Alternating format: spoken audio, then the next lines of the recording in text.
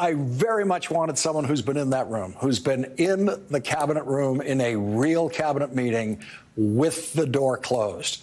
What's the difference between what you experienced in the cabinet room and what you saw there today? The difference, Lawrence, is between today's clown show, which was a theatrical performance for the press, and a real working government where people roll up their sleeves and do the hard work. And it is hard work of trying to figure out what the public needs and how to deliver public policies. There could not be a larger and sharper distinction between what we saw today and what the cabinet actually does when it is governing. The point that I isolated there, the Medicaid cuts, there's Donald Trump saying again, it's right there, it's on, it was recorded, it's in the transcript, that they're not going to touch Social Security, Medicare, or Medicaid.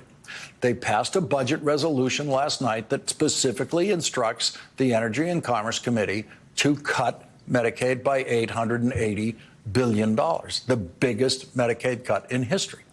Well, the man lies. We know that.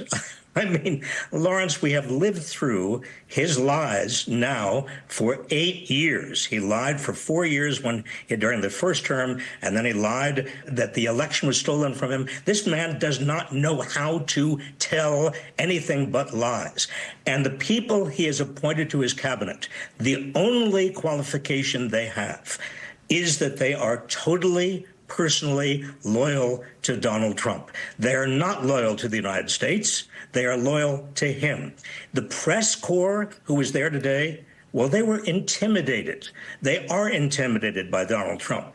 They were there at his request. He did not allow in some members of the press who he didn't like. And that's the way he intimidates. He punishes and he rewards as if he were a dictator. And the sad to say, Lawrence, and it gives me enormous pain to say this because I've spent part of my life working in government for the American people, we are now on the verge of a dictatorship. Say more about that. We only have a minute left, but please expand on that point. We have a president who is not only taking power from Congress, basically, the power of the purse is no longer a power that Congress has. That's the most important Article 1 power that Congress actually possesses. He is saying no. He has the power of the purse in terms of what is spent and how it's spent. He's taking power away from the Article 3 of the Constitution, judiciary.